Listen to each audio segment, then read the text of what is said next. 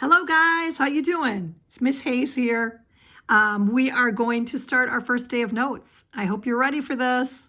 We're starting chapter 5. It's going to be very different than anything that you've done before. So it's going to be completely different. You will not need a calculator for anything we're going to do in 5.1 or 5.2, so you don't need to worry about that. I've put a PDF of our book online so that if you don't have your book at home, it's in Google Classroom, so you can get to the assignments. Okay, so here we go. We're going to call this one 5.1 Notes, Day 1.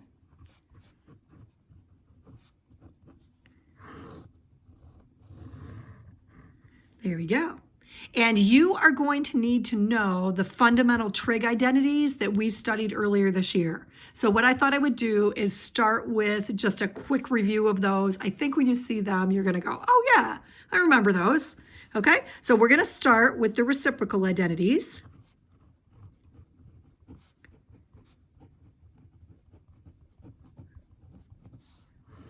Okay, and you're probably remembering the functions that go together and are reciprocals of each other. So for example, sine and cosecant are the reciprocals of each other. And that's true because the cosecant of an angle is 1 over the sine of that angle. And you can use thetas, x's, whatever letter you want in that spot. I tend to use thetas. Okay, and we also know that this works the other way around. So the sine is 1 over the cosecant. Okay, so that's one pair of the reciprocal identities. The next ones that are reciprocals are the cosine and the secant. So the secant is 1 over the cosine, and the cosine is 1 over the secant. Okay, and the last pair of reciprocals are tangent and cotangent. So the cotangent is 1 over the tangent, and the tangent is 1 over the cotangent. Okay, so those are your reciprocal identities. The second set of identities that we learned earlier this year were the quotients. And luckily, there's only 2 of those, but the quotient identities involve identities. Sorry, I can't write and talk at the same time. Involve tangent and cotangent. And the tangent, you'll remember, is equal to the sine over the cosine. And the cotangent is equal to the cosine over the sine. Okay, now the third set is the ones that are the most difficult. Remember, we had a little bit of trouble trying to memorize these. And also, these are the ones that you're going to have to be able to move around quite a bit. So these are the Pythagoreans.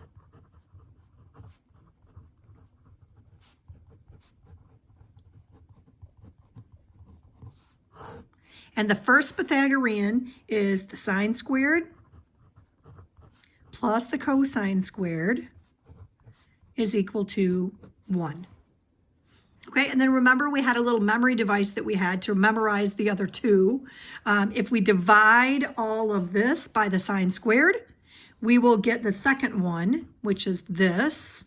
1 plus the cotangent squared equals the cosecant.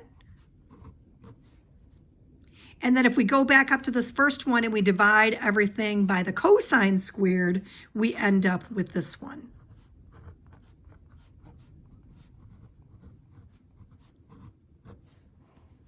Okay, so those are our 3 Pythagoreans.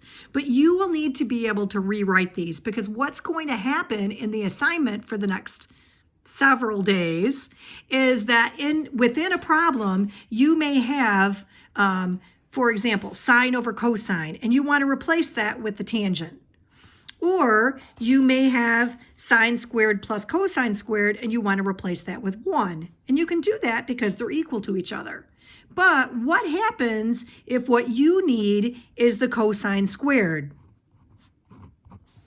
And you need to take this equation then and solve it for the cosine squared, which is a pretty easy thing to do. So if I want the cosine squared, what is that going to look like? Well, I'm going to start with this. And if I want cosine squared by itself, I'm going to subtract the sine squared. So the cosine squared is equal to 1 minus the sine squared. So if I have the cosine squared and I want to replace it with something, I could replace it with this.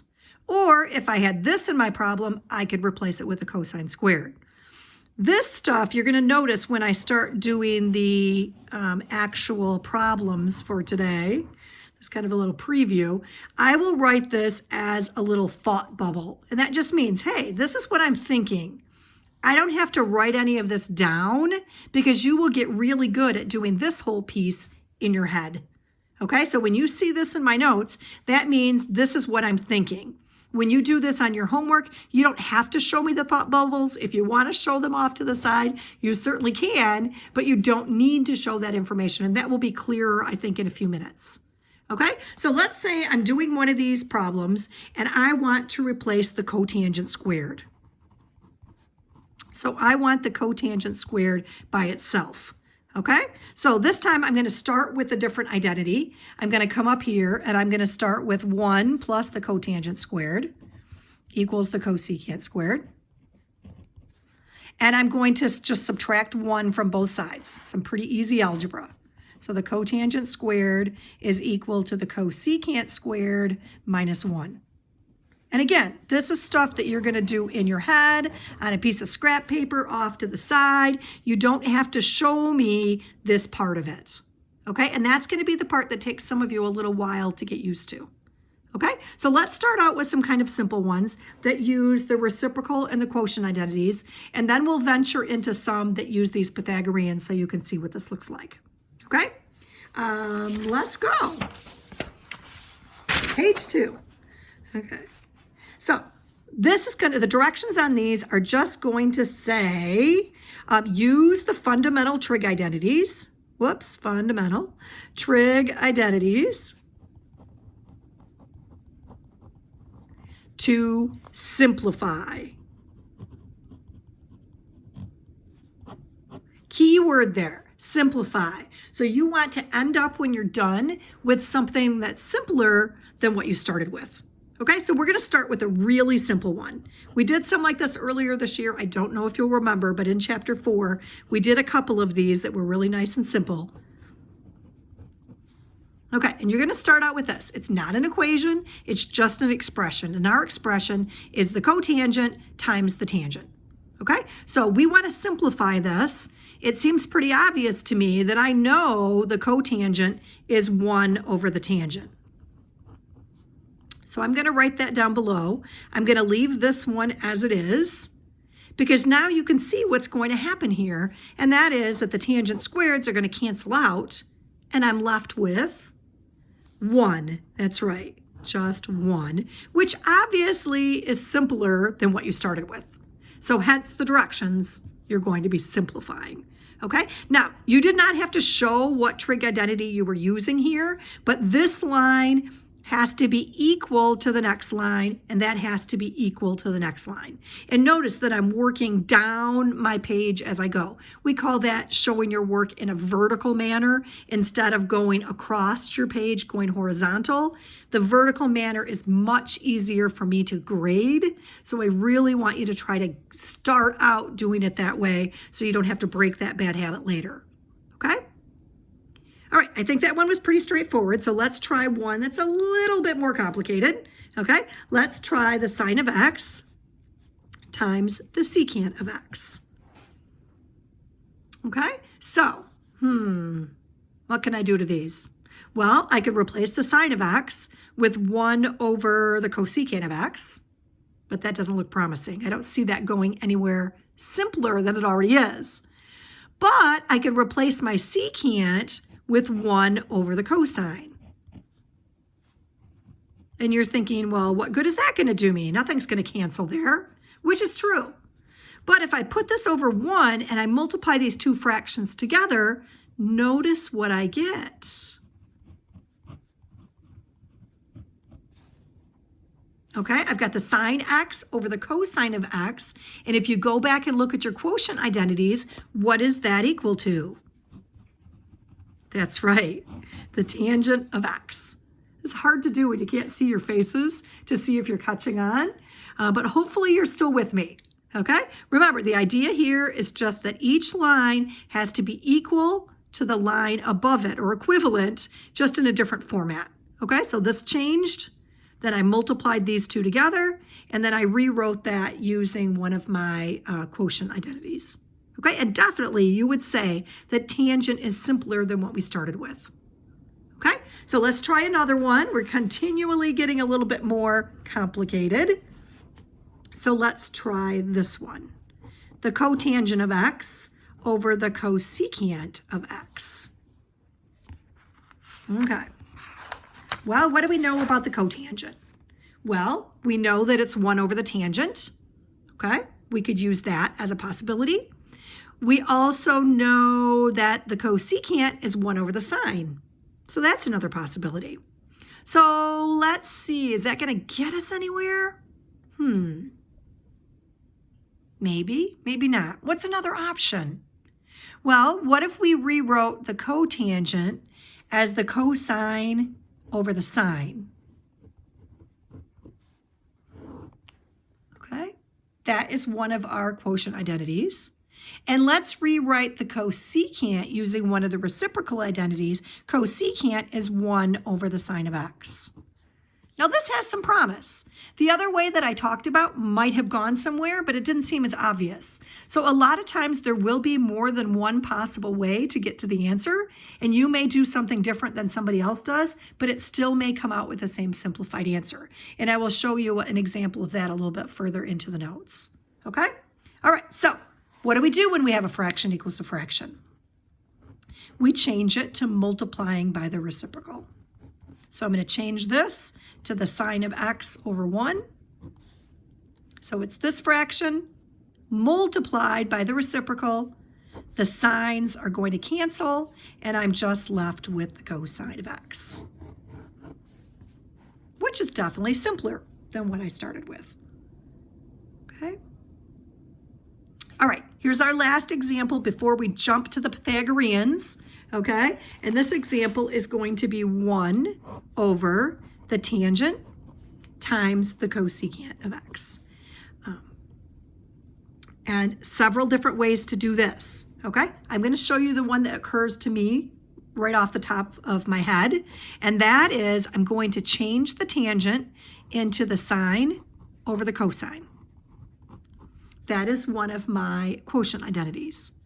And I'm going to change the cosecant to 1 over the sine of x. Okay, now just looking at this denominator, I can see that my signs are going to cancel. So this is going to turn into the 1 over is staying, and this is going to become 1 over the cosine of x. Okay, and if I have something divided by a fraction, again, I'm going to multiply it by the reciprocal. So I'm going to flip this upside down, okay? And that's going to give me just the cosine of x. Okay, so we got the same answer for the last two. Who would have thought when we started that this and this expression would both turn out to simplify to be the cosine of x? Okay, I kind of like these problems. I don't know whether you will, but I find them to be a challenge. They're like a puzzle that I need to solve. So I really like them. I hope that some of you will too, although I fully realize some of you may not. Okay, so let's go ahead and let's try one that has a Pythagorean in it. Are you ready? Okay, page 3. Hopefully this will be our final page, guys. Okay, I don't want to kill you on the first day.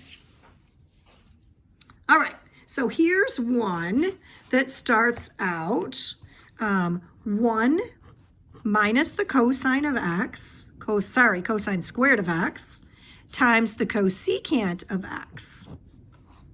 Okay, and when I see this, I am thinking what? Here's my thought bubble. Again, you don't have to show this on your paper, but this is what I'm thinking in my head. I'm thinking that there is a Pythagorean that looks similar to this. It's not exactly the same, but it looks like this. The sine squared plus the cosine squared is equal to 1. And this is where I was talking about earlier. We might have to move this around and adjust it slightly. If I subtract the cosine squared from both sides, I am going to get the sine squared of x equals 1 minus the cosine squared of x. Okay? And again, this is all going on in my head or on a piece of scrap paper or off to the side written in a thought bubble. Okay, so that's my little thought bubble. This is equal to the sine squared. Do you agree that this would look simpler if I replaced this with the sine squared? Well, obviously it would. Okay, so that's now the sine squared. And this is the cosecant. Okay, this is looking simpler, but I think I can go further. Okay, I think I can replace the cosecant with 1 over the sine of x. Okay, and again, here's a little thought bubble. This is what I'm thinking. I'm thinking, well, if I had something like, I don't know, k squared, and I times it by 1 over k, this k could cancel one of these, and I would just get 1k. Okay, so this is, again, just a thought bubble. You don't have to show this. This is going to work exactly the same way. I can cancel this sign out with one of these, and I'm left with the sine of x. Okay, so this big, long, messy thing that I started with turned into the sine of x. Okay, again, none of this needs to be seen on your paper. I just need to see, this turned into this line, which turned into this line, which simplified in the end to be the sine of x. Okay? All right, I mentioned earlier that you can do these problems in more than one way. So I want to give you another problem and show you 2 different ways that you could get to the same answer. Okay? So I'm going to start out with this example. And this is our last example. We're just going to do it in a couple different ways. The cosine squared of x plus the cosine squared of x times the tangent squared of x. Okay, I'm going to label this method 1. And I'm going to show you 2 different ways to do this problem. I actually have 3 in my notes, but I don't want to overwhelm you.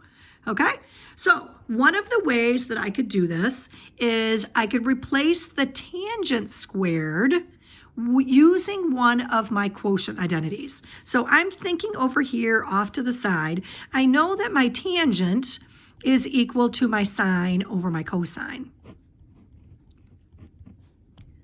Which means if I square both sides of this, that my tangent squared is equal to my sine squared over my cosine squared. Okay, so again, this is all just going on in my brain. Okay, I don't need to write any of that down, but I'm going to replace my tangent squared with this. Okay, so here we go. The rest of the problem is going to stay the same. And it was the sine squared over the cosine squared. Okay, so this is being added on to this product. And within this product, you can see that I can cancel out the cosine squareds. And this part just turned into the sine squared. Are you seeing where we're going? Do we know an identity that looks like this? Of course we do. Again, my little brain is working over here. The sine squared plus the cosine squared is equal to 1. Okay? That's one of my Pythagoreans. So it doesn't matter that these are reversed because when we're adding, it's perfectly fine to flip those around. So if this is sine squared plus cosine squared, and this is cosine squared plus sine squared, those are the same. So this is equal to 1.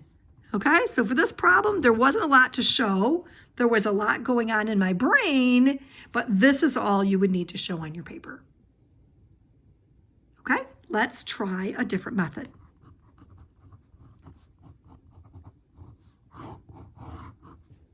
Okay, totally different method. I'm going to start with the exact same problem. the cosine squared plus the cosine squared times the tangent squared. Okay, here's my completely different method. I am going to think GCF factoring. And you're like, what? Where did that come from? Okay, well, let's think about this in a simpler form. If this had looked like this, do you see the similarities? Okay, here's my x squared, here's my x squared, here's my y squared. What could I do with this as far as a GCF factoring? I could take out an x squared and be left with 1 plus y squared. Well, I'm going to do that exact same thing, but it's going to look different. Same process, but over here, I'm going to factor out a cosine squared. And what's left? What would I have to multiply this by to get that? 1 plus the tangent squared. Oh, and my brain is working again, because what is 1 plus the tangent squared equal to? Well, there is a Pythagorean that says that 1 plus the tangent squared is equal to the secant squared. Okay, so there's my thought bubble for that one. I don't even need to move anything around. I can replace this right away with the secant squared.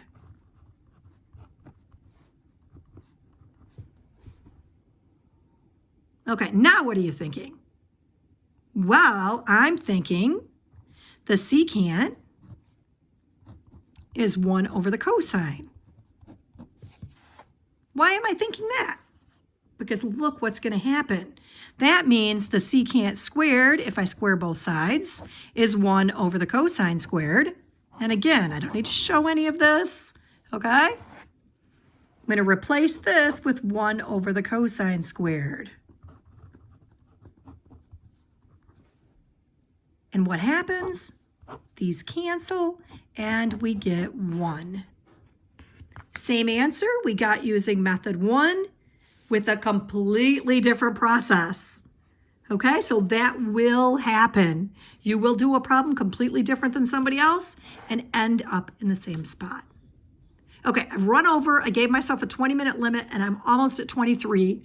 Okay, so I will post the written out version of these notes for you on Google Classroom so that you can either come back and watch this video again or look at the written out notes, and hopefully they will help you to do the assignment. Okay, I will talk to you again soon. Take care, guys, and stay safe. Bye.